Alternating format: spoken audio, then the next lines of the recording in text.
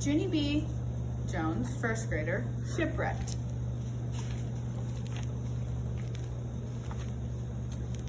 Chapter 1, Breathing Germs. Friday. Dear first grade journal, today is the end of the week. Mr. Scary is taking attendance. Attendance is the school word for who isn't here today. There are lots of children out sick in room 1. I am going to count them, I think. I will be back in a minute. Okay, here's a teensy problem I just ran into. Because how can I count the people who aren't here on account of they didn't show up, apparently? Taking attendance is harder than it looks. From Junie B, first grader. I sat down my pencil to think about this situation. Only I didn't even have time to concentrate hardly, because all of a sudden there was a noise on the other side of the room. I turned my head to look, and splatto! A boy named Roger throwed up all over the floor. It was the disgustingest thing I ever saw. Also, the air did not smell good. I quick held my nose and closed my eyes. Only too bad for me, because my dumb bunny eyes have a brain of their own, and they kept on sneaking peeks of the splatto. It was Cheerios, I believe. Finally, I put my head on my desk and I covered up my arms. Only just then, more trouble happened. And it's called a boy named Sheldon couldn't stand the splatto. And so he jumped up from his chair and he ran straight out of room 1. After that, and that was a surprise, I tell you. Mr. Scary ran after him. He brought Sheldon back in a jiffy. Then he called the school nurse, Mrs. Weller, on the phone. And he told her that we need her help right now. Hurry, he said. Fast! And so Mrs. Weller zoomed to room 1 as fast as a speedy rocket. And then she hurried over to Roger and she talked to him in a calming voice. And she said everything is going to be okay. Roger hanged his head real embarrassed. I felt sorry for that guy. Also, he was making me ill. Finally, Mrs. Weller helped him get up from his chair and she held his hand and she took him to her office. After that, room 1 could not do any work on account of how can you do work with splatto on the floor?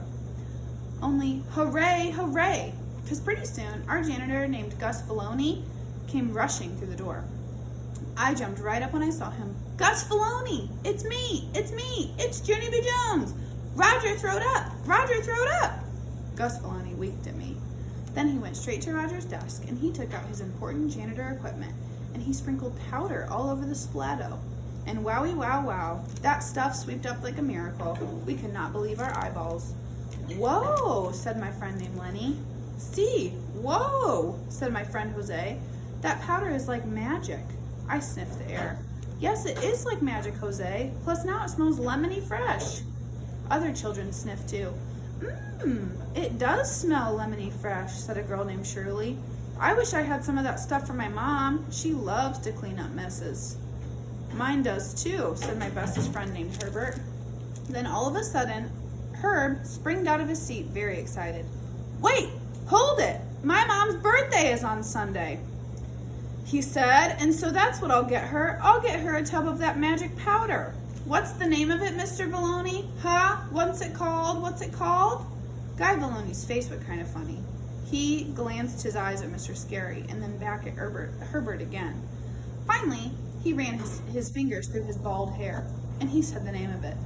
Vomit absorbent, he said kind of quiet. It's called vomit absorbent. At first, Herbert just stood at his desk very frozen. He did not say any words. Then after a minute, he did a little shiver and he sat back down. Maybe I'll just draw her a picture, he said. Gus Filoni nodded. Then he packed up his stuff and he said goodbye to room 1 and Mr. Scary walked him into the hall.